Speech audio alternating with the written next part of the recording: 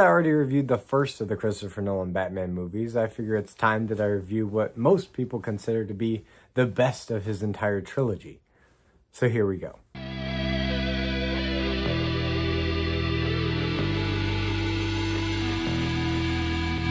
The Dark Knight. Now, The Dark Knight came out in 2008, was the second of Christopher Nolan's Dark Knight trilogy, and this movie had a lot of hype surrounding it when it came out. Batman Begins was great. It had a great teaser at the end for the Joker, and we were like, oh, is this going to be a new trilogy, a new interpretation of the Joker, or is this just trying to connect to the 1989 Tim Burton Batman? Because when you watch Batman Begins, it does kind of read as potentially a prequel to that series of films. But after the incredible reception that Batman Begins got when it came out, and bringing the Batman mythos down to a more realistic level than we've seen in the past, Warner Brothers basically gave Christopher Nolan the go-ahead to do really whatever he wanted with the sequel. And historically, that's been a very bad decision when talking about Batman movies. You look at Batman Returns or Batman and Robin, those were both projects where the director had pretty much unlimited creative control over whatever. Batman and Robin being an exception a little bit because that was mostly the toy companies. But here with Christopher Nolan, he's such a great filmmaker in general that when you give that kind of creative person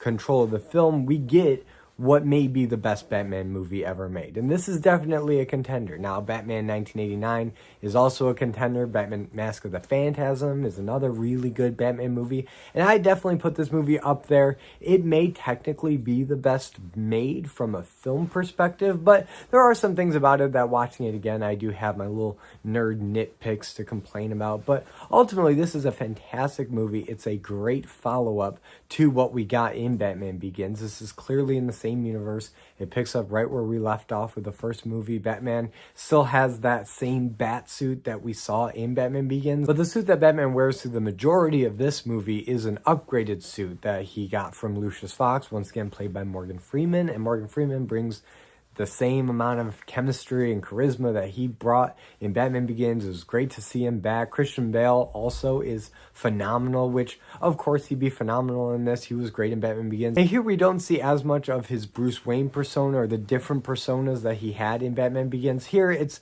mostly just his Batman persona or his airheaded playboy philanthropist persona that he has when he's talking with Harvey Dent, throwing him a party, and just seeing him at dinner. These small scenes that definitely show that, yeah, he's still keeping up appearances as Bruce Wayne, but really most of this movie he spends as Batman. And his Batman has definitely grown since the last movie. I already mentioned the upgraded suit. He can turn his head easier. But one noticeable change is the voice. And I know there are people that really like this voice and defend it, and there's others that just mock it endlessly. And I'm somewhere in the middle. I appreciate what they tried to do with this Batman voice in this movie, and especially in the next one is more or less a continuation of what they settled on in this movie. But you look back at Batman Begins, I actually really liked Christian Bale's Batman voice in Batman Begins, the couple that he was trying out. The first one that he uses with just his normal voice, just under his breath, kind of whispery, a little bit deeper, and that is by far my favorite. And then he has another one that he kind of tries out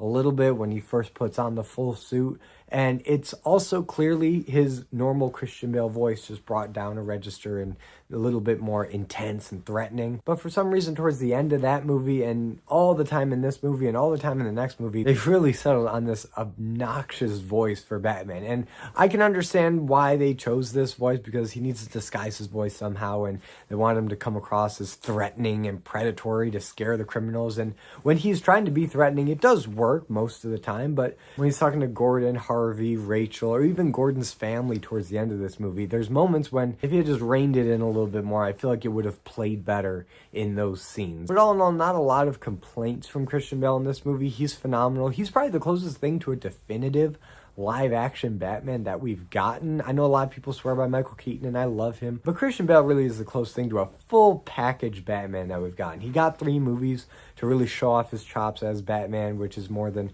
most of the other actors got. And this movie in particular does show a few different sides of Batman. You see a little bit more of the detective side, the vigilante side, the side that works with the police and the district attorney to try to set up these sting operations to take down the mob. There's a lot that's crammed into this movie plot-wise. twice. And I'm not going to go over the whole plot of this movie because we'd be here for hours and I don't want to bore you with all the details, but this movie goes at a breakneck pace throughout the entire runtime. You are not bored a second watching this movie. It's fantastic. It goes from Batman taking down the mob to Batman investigating the Joker to Batman dealing with Harvey Dent going crazy and becoming Two-Face. This whole movie just feels like Batman, and really Gotham City as a whole has been brought to the big screen because you got all these side characters like Commissioner Gordon, Rachel, Lucius, all these characters that just make Gotham City feel alive with all these kind of supporting roles, emphasizing the different sides of the crisis that Gotham City is under now that the Joker has been introduced. And Heath Ledger as the Joker is phenomenal. I think everybody has already said everything there's to say about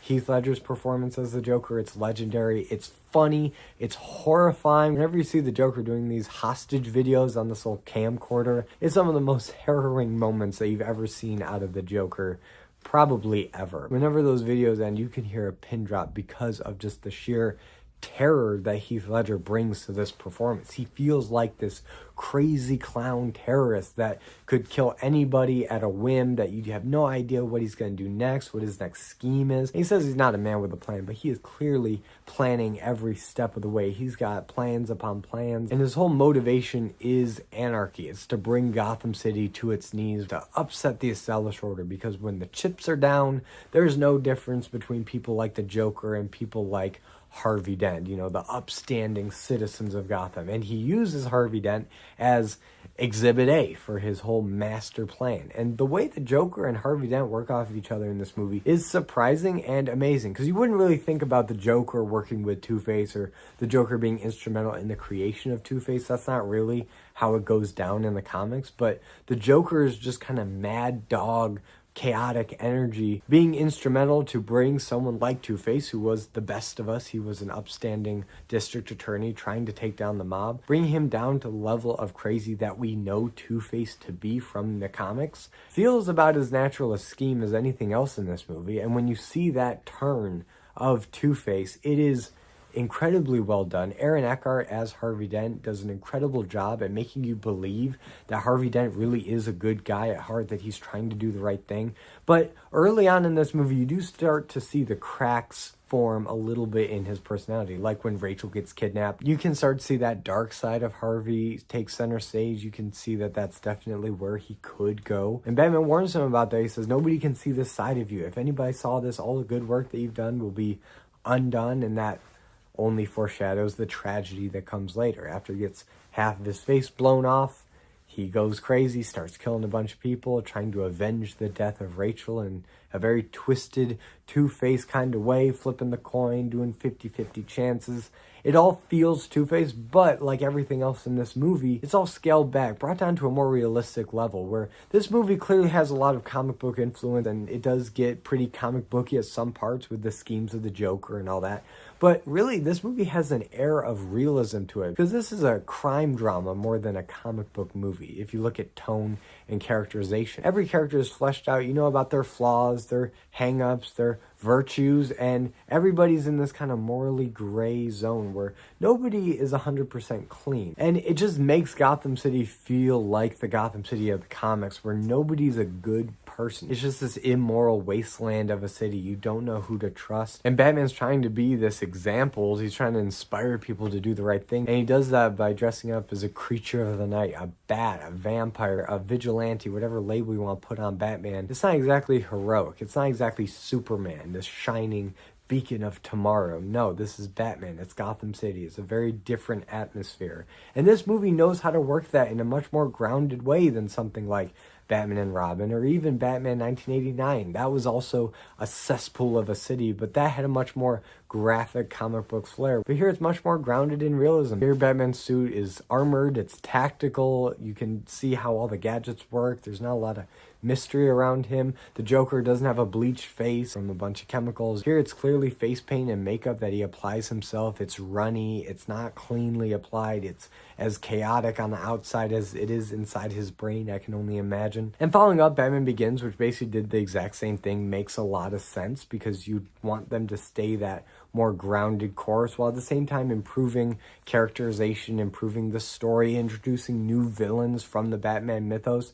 And after this movie came out, the internet was just blowing up with the possibilities of what other villains could look like if they were brought into the Christopher Nolan Batman universe, you know, bringing them down to a more realistic level. Villains like the Riddler, the Penguin, or Bane that have these kind of very comic booky designs, but how would you interpret that through the lens of this universe? It is endlessly fascinating to think about. Aside from introducing us brand new villains that we could really sink our teeth into, this movie ups the stakes as far as both action and lives that hang in the balance, because the Joker is just terrorizing Gotham City and Harvey Dent as Two-Face isn't really helping the situation. So Batman really has his hands full in this movie trying to keep some kind of order, trying to take down both the Joker and Two-Face. Because that this is a much more action-oriented movie than Batman Begins was, because for the first hour or so of Batman Begins, you really didn't get a lot of action. And the action that we did get in Batman Begins wasn't that impressive. There was a lot of shaky cam, there was a lot of quick editing that you really couldn't